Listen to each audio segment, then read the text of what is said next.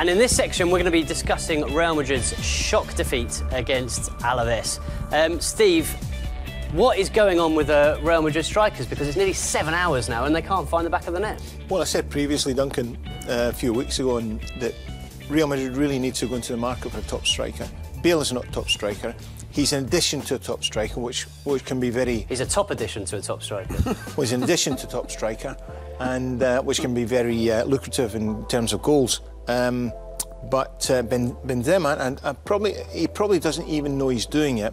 He's drifting into the down to the middle of the park to receive the ball. And sometimes strikers do this because the ball's not coming to them where they want it to come to. So they'll go back a little bit. And then the midfield and the Real Madrid midfield use him as a sort of wall. Just give it to him to get it back. And they don't even know they're doing it either because they're such good players, they think that's the right thing to do. And it's not the right thing to do.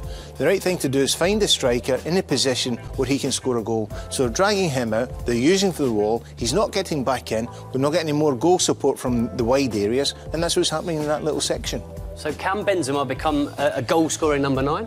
Only if he stays up there and they change the midfield setup, because he's got to get balls into the channels, he's got to get balls into an area where he can take one touch and then get a shot at goal. Right now he's coming out of everything and taking maybe 2 or 3 touches and linking in the midfield, and that's not what Real Madrid read. Well, you're talking about those 11s, Steve. Let's have a look at them now. And Simon, you were commentating this game. I think we're going to start with the Real Madrid 11. And it's Dani Ceballos, once again, who gets the call. It was. I think it's probably fair to say it's more of a 4-4-2 than a 4-3-3. The idea being that they suspected Abelardo would pack his midfield and they would need some extra legs in there. And there are 2 things that stand out immediately, and that's left-back Nacho, right-back Odriozola. Odriozola's got the pace, but it's not Marcelo on the left and it's not Carvajal on the right. Odriozola was the main focus of the attack in a way in the first half, especially put a lot of balls into the box. But if you're putting balls into the box and you're finding Benzema maybe lurking somewhere around there is Ceballos, Gareth Bale, as well, it's not the same as putting the ball into the box and having a goal-scoring machine like Cristiano Ronaldo. Absolutely, yeah. What we see here is, well, to my mind, one of the best central defensive pairings in La Liga so far, LaGuardia and Maripan. LaGuardia especially had an absolutely superb performance up in Mendizorroza. And I think what Abelardo did so intelligently was he's been playing in practically every game since taking over Alaves with a 4-4-2, a 4-4-2 that hang back very deep, soak up the pressure and look to hit you on the break. He decided, no, against Real Madrid, I'm going to pack the midfield. And it's more of a 4-3-2-1 with the muscle of Thomas Pina, of Wakaso, and of Brasanac in there. And they really bossed the midfield. And so that was absolutely crucial, I think. Playing up front, Caleri cut a very lowly figure at times, but he fought for every single ball. Kept Ramos and Varane, they had to be on their toes for the time he spent on the pitch. He ended up with absolutely nothing left to give. Didn't touch many balls, but he fought for every single one. And I think that was a bit of genius, really, from Abelardo. Certainly won the tactical battle over Lopetegui. He certainly did, and Alaves were brilliant, and Abelardo deserves a lot of credit. But Graham, Real Madrid just weren't at the races. Yeah, I pick up on what Steve said. We're looking at the action here.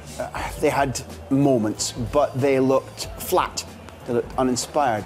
And if you pick up on what Steve's saying about Benzema, then it was a brilliant analysis. It opened all our eyes. But if Steve's able to say that from this distance and partially explain why this performance we're looking at had so little cutting edge, albeit that Courtois does quite well there, what is it that Lopetegui's not transmitting properly on the coaching field? Is it about, number one, Benzema's position? If Steve, albeit as a top-class striker, can pinpoint that quickly, why can't Albert Celades and Lopetegui do the same? Equally, energy. You know, people talk very much about tactics nowadays, and I know that's analysis is the primary sort of plinth of what we're doing today.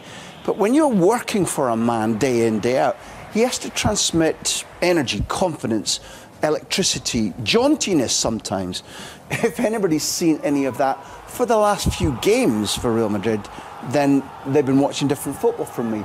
We've seen the goal. We're going to go into that in a little bit more detail. I'm not ignoring that classic historical goal, the first winner at that ground for that club against Madrid since 31. And a brilliant substitution too. I mean, it's like, you know, from ball boy to captain to hero, effectively. Yeah. But something is definitely amiss at Valdebebas training ground. You ask me, what?